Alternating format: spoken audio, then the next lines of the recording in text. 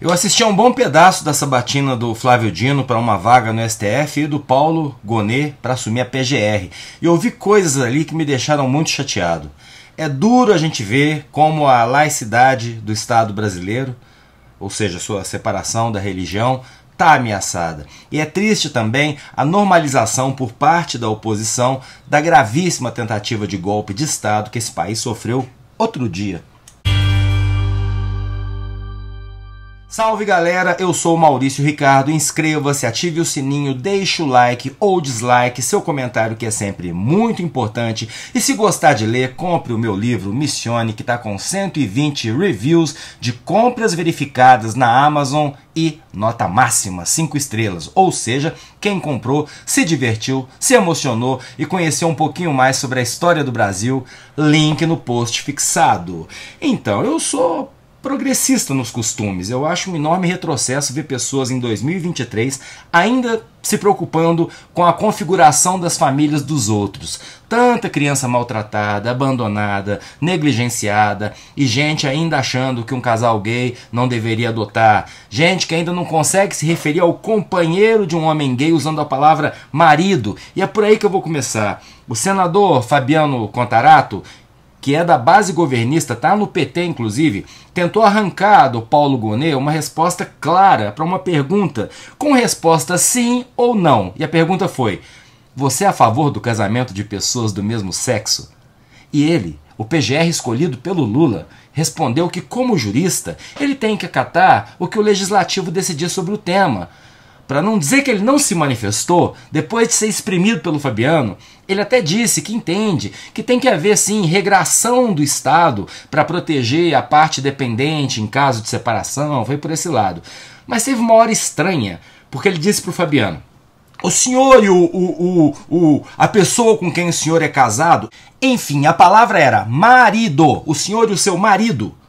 Porque o senador estava lá com a certidão de união civil na mão, cobrando essa posição, e ele não conseguiu falar. E por que o tema é importante? Porque o assunto foi pacificado em 2011 pelo STF, que entendeu que a união entre pessoas do mesmo sexo se equipara ao casamento. Mas, nesse momento na Câmara, os conservadores querem proibir, acabar com esse reconhecimento, ou seja, querem um retrocesso de uma conquista social num Estado laico com base em preceitos religiosos. Eu sempre digo aqui, ninguém está lá brigando no Congresso para obrigar padres e pastores a fazer casamentos entre pessoas do mesmo sexo. No âmbito religioso, dentro das suas congregações, cada um escolhe viver como quer. Mas o papel do Estado é outro. Então eu pego essa fala, que para mim é simbólica, para mostrar uma coisa que eu percebi no trecho todo que eu assisti da sabatina e que me deixou bem chateado. É ver tanto o Gonet quanto o Flávio Dino tendo o tempo todo que afirmar e reafirmar a sua religiosidade para conseguir os votos necessários da Comissão de Constituição e Justiça. Não para ser aprovado como pastor da Universal, para assumir uma vaga no STF e a PGR. Por parte do Dino, que demonstrou o tempo todo inegável conhecimento jurídico e um enorme jogo de cintura, que ele já aprendeu a ter como político, teve um momento, ainda relacionado a esse tema da religião e do Estado laico, que chegou a me provocar riso.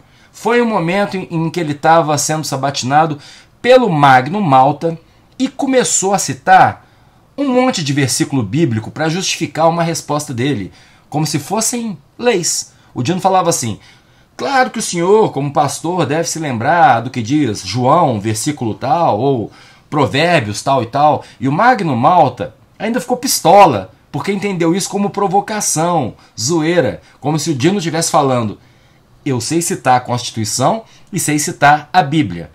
Mas olha, para fechar esse assunto, mesmo sendo zoeira do Dino ou não, é absurdo que um postulante a ministro do STF precise provar que conhece versículos da Bíblia.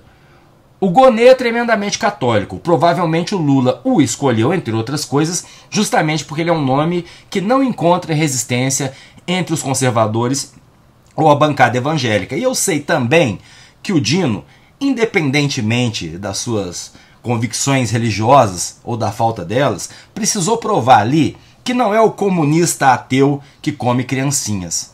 Mas, que triste, hein? 12 anos como juiz federal, um notório saber jurídico, uma enorme experiência jurídica, tendo que fazer esse jogo porque esse é o Brasil. É um país com uma enorme parcela da população que ainda não aceita uma série de conquistas. Como democrata que eu sou, eu não posso antagonizar a vontade popular da maioria demonstrada através do voto na escolha daqueles representantes que estavam ali sabatinando os dois. Mas eu posso ficar triste. Esse direito eu tenho. Como me entristece saber que a enorme resistência que o Flávio Dino encontra junto a um grande segmento da população brasileira tem a ver com o fato de que uma parcela enorme da população jura que ele poderia ter evitado o 8 de janeiro e acha que ele tem ligações com o crime organizado.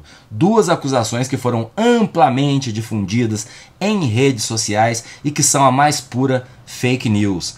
Falaram várias vezes lá da tal dama do tráfico, que foi uma invenção midiática, e várias vezes também os golpistas presos na Papuda foram lembrados como vítimas. E um monte de parlamentar bolsonarista, para apertar o Paulo Gonet, jogou na cara dele que ele foi um dos que votaram pela inelegibilidade do Bolsonaro só porque ele falou mal das urnas. E ele todo cheio de dedos lá, o Paulo Gonet, dizendo que não é bem assim, mas sem poder falar a verdade inequívoca. Não foi falar mal das urnas, coisa que até o Flávio Dino fez no passado. Ele era o presidente da República, reunindo embaixadores do mundo todo para espalhar mentiras sobre a lisura do processo eleitoral que ele iria disputar, para calçar a comunidade internacional para a tentativa de golpe que, de fato, ele planejou botar em curso. Meu Deus do céu! É como se nada daquilo tivesse acontecido, e aconteceu há um ano. A presepada em porta de quartel, os discursos inflamados contra o STF, as inúmeras vezes em que ele disse ou ensinou que se ele não ganhasse é porque havia sido roubado. E depois vem a destruição dos palácios, a minuta do golpe é encontrada com o ministro da Justiça dele e com o ajudante de ordens dele, mas não, Flávio Dino é que não mandou a polícia do DF, sobre a qual ele não tem autoridade, ir lá evitar o ataque aos prédios. Essa foi a causa do 8 de janeiro. Não foram os generais, não foi o presidente derrotado. É surreal. O coitado do Bolsonaro foi caçado por falar mal das urnas, coisa que todo mundo faz. Não foi por apresentar documento falso para embaixadores do planeta Terra, deixando claro, se não para o mundo, para sua base eleitoral, que ele foi roubado. Coisa que até hoje divide o país e ameaça a democracia. Nem isso a gente conseguiu pacificar. Enfim. Eu entendo muito bem, hoje, em 2023, o que é pragmatismo político. Entendo que as escolhas do Lula, ou de quem quer que venha aí, precisam levar em conta quem vai votar para dizer sim ou não para os seus escolhidos. E entendo que um político que sabia, com maestria, responder ao estilo agressivo dos bolsonaristas, com classe, mas também com deboche, como o Dino, agora precisa mostrar a sua outra face, a do jurista que tira o terno e veste a toga, e por isso muda de personalidade. Mas é bem frustrante ver o Flávio Dino se controlando para responder às asneiras dos golpistas. Se é parte do rito de passagem, se é assim que ele pode chegar à vaga no STF, e no caso do Gonet, se esse é o PGR possível no Brasil de 2023, por outro lado, quem sou eu para mudar isso? Eu sou apenas o Maurício Ricardo e esse é o meu livro Missione, link no post fixado. Inscreva-se nesse canal, ative as notificações. Deixe o seu like ou o seu dislike e o seu comentário, que sempre soma muito.